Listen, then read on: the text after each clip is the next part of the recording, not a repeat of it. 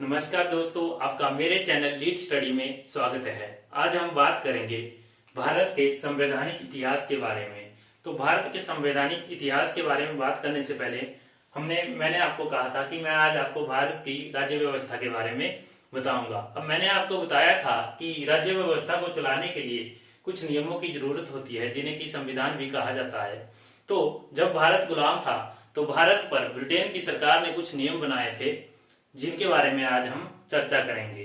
तो 1857 की क्रांति से पहले जो नियम बने उन्हें या तो एक्ट या चार्टर एक्ट के नाम से जाना जाता है, तथा 1857 की क्रांति के बाद जो नियम बने उन्हें या तो अधिनियम के नाम से जाना जाता है।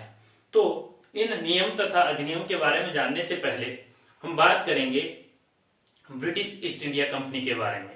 तो ब्रिटिश ईस्ट इंडिया जो कंपनी थी उसकी जो स्थापना थी 1600 ईस्वी में की गई, तथा उस समय जो ब्रिटेन की जो महारानी थी रानी एलिजाबेथ थी, तथा उस समय जो उन्हें भारत में व्यापार का समय अधिकार था वो 15 वर्ष तक दिया गया था। लेकिन जैसे जैसे इस अधिकार को बढ़ा दिया गया, मतलब 15 वर्ष से इंक्रीज किया गया, तो उनका जो था भारत के प्रशासन में उनके मन में हस्तक्षेप करने की इच्छा जगी, तथा उन्होंने हस्तक्षेप किया भी। तो उसी हस्तक्षेप को कम करने के लिए ब्रिटेन की सरकार ने जो नियम बनाए, आज हम उनके बारे में चर्चा करने जा रहे हैं। तो चलिए शुरू करते हैं। तो सबसे पहले 1773 के रेगुलेटिंग एक्ट के बारे में बात करते हैं। तो इस एक्ट के तहत कुछ बदलाव भारत में किए गए तथा कुछ बदलाव जो है ब्रिटेन में किए गए, तथा कुछ बदलाव भारत में किए गए। तो ब्रिटेन में क्या बदलाव किए गए, वहां पर दो संस्थाएं बनाई गई। एक बनाई गई आपकी कोर्ट ऑफ प्रोपेराइटर तथा दूसरी बनाई गई court of director. Court of proprietor को क्या कहा जाता था, निवेशकों का समूह भी कहा जाता था, तथा कोर्ट ऑफ डायरेक्टर में होते थे 24 सदस्य। इन जो 24 सदस्यों का जो चयन किया जाता था वो कोर्ट ऑफ प्रोपेराइटर द्वारा किया जाता था, तथा इनका जो एक अध्यक्ष बनता था तथा एक उपाध्यक्ष बनता था। इनका जो अध्यक्ष होता था वही जो है ब्रिटिश ईस्ट इंडिया कंपनी का कार्यकारी अध्यक्ष होता था। अब बात करते हैं भारत में हुए कुछ बदलावों के बारे में। तो सबसे पहले बंगाल का जो गवर्नर था उस पद को हटाकर बंगाल का गवर्नर जनरल एक नया पद बनाया गया, मतलब उसी पद का नाम बदलकर क्या रखा गया, बंगाल का गवर्नर जनरल। और जो बंबई तथा मद्रास के जो गवर्नर थे वो किसके अधीन आ गए, बंगाल के गवर्नर जनरल के अधीन आ गए। अब बात करते हैं अन्य जो चीजें, जो बदलाव जो किए गए इस एक्ट के तहत, वो कौन कौन से हुए। बंगाल का जो गवर्नर जनरल बना, इसकी जो सहायता के लिए 4 सदस्यों की एक परिषद बनाई गई। हुआ यूं कि अब ये जो 4 सदस्यों की परिषद बनाई गई, तो मान लो कोई प्रस्ताव आता है, क्या आता है, कोई प्रस्ताव आता है, और 2 जो सदस्य हैं उस प्रस्ताव के पक्ष में हैं, तथा 2 सदस्य जो है उस प्रस्ताव के विपक्ष में हैं। तो जो निर्णायक जो मत था वो किसका होता था, बंगाल के गवर्नर जनरल का होता था। लेकिन यदि एक और 3 सदस्य हैं और एक और 1 सदस्य है, तो जो बंगाल का जो गवर्नर जनरल था इसके जो मत की जो वैल्यू थी वो कोई भी वैल्यू नहीं रहती थी। मतलब हम कह सकते थे कि जो बंगाल के गवर्नर जनरल का जो महत्व था इस समय वो बहुत कम था। अब बात करते हैं अन्य बदलावों की। तो 1773 के रेगुलेटिंग एक्ट के तहत ही 1774 में कलकत्ता में सुप्रीम कोर्ट की स्थापना की गई। यह भारत में बनने वाला पहला सुप्रीम कोर्ट था। ठीक है, इसकी जो मुख्य न्यायाधीश बनी सर एलिजा इम्पे बनी, तथा अन्य जो न्यायाधीश थे उसमें कितने थे, 3 अन्य न्यायाधीश भी थे। तो इसकी जो मुख्य न्यायाधीश बनी सर एलिजा इम्पे बनी, तथा इसमें 3 अन्य न्यायाधीश भी थे। अब बात करते हैं, इससे 11 वर्ष बाद आया 1784 का ब्रिटिश इंडिया एक्ट। तो इसके अंतर्गत क्या हुआ कि अब जो ब्रिटेन की सरकार कर क्या रही थी, मैंने आपको शुरू में बताया था कि उन्होंने जो ब्रिटिश जो ईस्ट इंडिया कंपनी थी वो भारत के प्रशासन में क्या कर रही थी, हस्तक्षेप कर रही थी। उस हस्तक्षेप को कम करने के लिए तथा ब्रिटिश ईस्ट इंडिया कंपनी पर नियंत्रण साधने के लिए इन्होंने क्या किया, उन पर कुछ रूल लागू किए। तो इसमें क्या किया गया, नियंत्रण को और बढ़ा दिया गया। इन्होंने क्या किया गया, 1784 के ब्रिटिश इंडिया एक्ट के तहत एक बोर्ड ऑफ कंट्रोल नामक एक कमेटी बनाई गई, जिसमें कितने सदस्य होते थे, 6 सदस्य होते थे, जिसमें एक अध्यक्ष तथा दूसरा एक उपाध्यक्ष भी होता था। तो जो अध्यक्ष होता था वो ब्रिटिश मंत्रिमंडल जो था, ब्रिटिश सरकार का जो मंत्रिमंडल था उसी का एक सदस्य इसका अध्यक्ष बनता था। अब हुआ यूं, यहाँ पे तो कोर्ट ऑफ डायरेक्टर की हेल्प से ब्रिटिश ईस्ट इंडिया कंपनी पर नियंत्रण कर रही थी ब्रिटेन की सरकार। लेकिन यहाँ पे ब्रिटेन की जो सरकार थी वो डायरेक्ट रूप से, उनका जो मंत्रिपरिषद का जो सदस्य था वो डायरेक्ट रूप से किस पर नियंत्रण कर रहा था? ब्रिटिश ईस्ट इंडिया कंपनी पर नियंत्रण कर रहा था। अब जो है यहाँ पे जो है बंगाल के गवर्नर जनरल के लिए हेल्प करने के लिए कितने सदस्यों की एक परिषद बनाई गई थी? 4 सदस्यों की। एग्जाम में पूछा जाता है किस एक्ट के तहत जो परिषद 4 सदस्यों की जो परिषद बनाई गई थी उसे घटाकर 3 सदस्यों की कर दिया गया, तो 1784 के क्विट्स इंडिया एक्ट के तहत। अब बात करते हैं 1786 का संशोधन अधिनियम।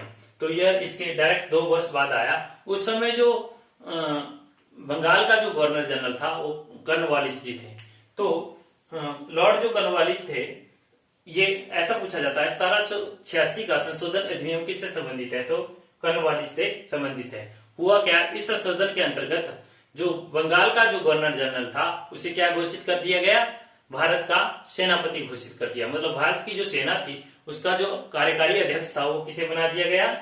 बंगाल के गवर्नर जनरल को बना दिया गया तथा इसकी शक्तियां और बढ़ा दी गई। इसमें कम थी, इसमें 3 सदस्य हेल्प करने के लिए रखे, मतलब बंगाल का जो गवर्नर जनरल का पद था और शक्तिशाली हो गया। इसमें थोड़ा और शक्तिशाली हो गया, इतना शक्तिशाली हो गया कि यह जो बंगाल का जो गवर्नर जनरल था यह क्या कर सकता था? परिषद का जो निर्णय था उसे क्या कर सकता था? रद्द कर देने की शक्ति रखता था। यदि वह इस जो परिषद के द्वारा लिए गए निर्णय से क्या होता था? असंतुष्ट हो जाता था, तो वह इस निर्णय को क्या कर सकता था? रद्द कर सकते था। अब बात करते हैं 1793 के चार्टर एक्ट के बारे में।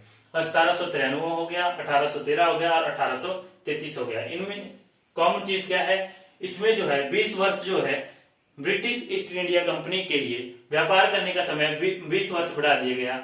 इसमें भी 20 वर्ष बढ़ा दिया गया तथा इसमें भी 20 वर्ष बढ़ा दिया गया। तो अगला जो चार्टर एक्ट आएगा वो 20 वर्ष बाद आएगा, इससे अगला 20 वर्ष बाद और इससे अगला 20 वर्ष बाद आएगा। तो हुआ क्या, इसमें अन्य क्या क्या चीजें हुई? तो इसमें जो बंगाल का जो गवर्नर जनरल था, हुआ क्या कि अब वह बंबई तथा मद्रास के जो गवर्नर थे क्या कर सकता था? उनके कार्य का पर्यवेक्षण कर सकता था। यदि उसे उनके द्वारा किए गए कार्य सही लगे तो वह उन्हें करने देता था, अदरवाइज वह उनके कार्य को भी रद्द कर देने की क्षमता रखता था। तो अब बात करते हैं 1813 के चार्टर एक्ट के बारे में। इसमें भी 20 वर्ष समय बढ़ा दिए गए। 1793 प्लस 20 1813, तो 20 वर्ष बढ़ा दिया गया इसमें भी व्यापार का समय। और किया क्या गया कि जो पहले क्या होता था कि ब्रिटिश ईस्ट इंडिया जो कंपनी थी केवल वही भारत में व्यापार कर सकती थी, लेकिन अब क्या किया गया, उनका जो व्यापारिक एकाधिकार था उसे समाप्त कर दिया गया। मतलब अब ब्रिटेन से आने वाला कोई भी व्यक्ति भारत में व्यापार कर सकता था, लेकिन कुछ व्यापार ऐसे थे जो ब्रिटिश ईस्ट इंडिया कंपनी ही कर सकती थी। फॉर एग्जाम्पल चाय का व्यापार अभी भी ब्रिटिश ईस्ट इंडिया कंपनी ही कर सकती थी, और चीन के साथ व्यापार अभी भी ब्रिटिश ईस्ट इंडिया कंपनी ही कर सकती थी। और एक और निर्णय लिया गया इस नियम के तहत, इस एक्ट के तहत एक और निर्णय लिया गया कि ब्रिटिश ईस्ट इंडिया जो कंपनी है वह भारत की शिक्षा पर हर वर्ष 1 लाख रुपए खर्च करेगी। तो इनका मेन मकसद भारत को ज्ञानपद या भारत की शिक्षा का प्रसार करना नहीं था। इसमें जो मेन मकसद था इनका वह यह था कि यह भारत के लोगों की सहानुभूति लेकर उनका शोषण करना चाहते थे। ये कोई भले का काम नहीं था कि 1 लाख रुपए खर्च कर रहे थे, ये उनकी सहानुभूति ले रहे थे तथा बदले में उनका क्या कर रहे थे? शोषण कर रहे थे। अब एग्जाम में पूछा जाता है कि किस एक्ट के तहत भारत में ईसाई मिशनरियों को ईसाई धर्म का प्रचार करने की अनुमति दे दी गई। तो 1813 के चार्टर एक्ट के तहत ईसाई जो मिशनरी थे उन्हें भारत में ईसाई धर्म का प्रचार करने की अनुमति दे दी गई थी। अब बात करते हैं 1833 का चार्टर एक्ट। तो 1813 प्लस 20 1833 का चार्टर एक्ट। तो इसमें भी 20 वर्ष समय बढ़ा दिया किसका? ब्रिटिश ईस्ट इंडिया कंपनी के व्यापार का, और उनका जो व्यापारिक एकाधिकार था उसे पूर्णतः समाप्त कर दिया गया। मतलब अब जो है चाय तथा चीन के साथ भी हर कोई व्यापार कर सकता था जो ब्रिटेन से आने वाला सदस्य होता था। और इसी एक्ट के तहत और क्या क्या निर्णय लिए गए कि जाति तथा वर्ग के आधार पर जो नौकरियों में भेदभाव होता था उसे समाप्त कर दिया गया, तथा बंगाल का जो गवर्नर जनरल था उसे क्या कर दिया गया? भारत का गवर्नर जनरल बना दिया गया। तो क्या क्या निर्णय लिए गए? एक तो जाति तथा वर्ग के आधार पर जो नौकरियों में भेदभाव किया जाता था उसे समाप्त कर दिया गया। तथा दूसरा जो कार्य किया, बंगाल का जो गवर्नर जनरल था उसे क्या बना दिया गया, भारत का गवर्नर जनरल बना दिया गया। तो 1773 के रेगुलेटिंग एक्ट के तहत बंगाल के गवर्नर को बंगाल का गवर्नर जनरल बनाया गया तथा 1833 के चार्टर एक्ट के तहत बंगाल का जो गवर्नर जनरल था उसे भारत का गवर्नर जनरल बना दिया गया। और अन्य क्या निर्णय लिए गए इसमें जो है, अब मंत्रिपरिषद की मतलब जो परिषद थी बंगाल के गवर्नर जनरल की हेल्प के लिए, उसकी सदस्य संख्या थी 3। लेकिन इसमें क्या किया गया कि इस परिषद में एक अन्य अधिकारी को जोड़ लिया गया जो विधि अधिकारी के नाम से जाना जाता है। यह जो विधि अधिकारी था यह केवल सलाह ही दे सकता था, किसको, भारत के गवर्नर जनरल को, उसके निर्णय लेने में सलाह दे सकता था। और इस परिषद में जो पहला जो विधि अधिकारी बना था उसका नाम था मैकाले। तो इसी जो 1833 का जो चार्टर एक्ट था, इसी के अंतर्गत 1843 में दास प्रथा का अंत किया गया। किसका अंत किया गया, दास प्रथा का अंत किया गया। तथा जो किसके नेतृत्व में किया गया, तो लॉर्ड एलनब्रो के नेतृत्व में किया गया। अब बात करते हैं 1853 के चार्टर एक्ट और 1833 प्लस 20 1853 का चार्टर एक्ट। इसके अंतर्गत क्या किया गया, इसमें जो कोर्ट ऑफ डायरेक्टर जो कि 1773 के रेगुलेटिंग एक्ट के तहत एक संस्था बनाई गई थी, उसके जो सदस्य थे 24 थे पहले, अब उनकी संख्या घटाकर कितनी कर दी गई, 18 कर दी गई।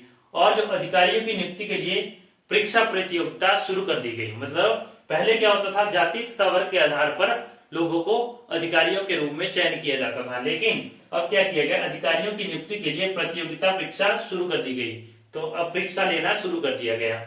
और एक विधि अधिकारी जो था यहाँ पे जो बनाया गया था, परिषद में शामिल किया गया था, इसे पूर्ण दर्जा दे दिया गया। मतलब अब ये यहाँ पे तो जस्ट सलाह दे सकता था और वो निर्णय भारत के गवर्नर जनरल का होता था कि उसे वह सलाह माननी है या नहीं माननी है, तथा वह मत भी नहीं दे सकता था जैसे अन्य सदस्य दे सकते थे। लेकिन यहाँ पे उसे अपना मत रखने का अधिकार मिल गया तथा यह भी अपना मत दे सकता था।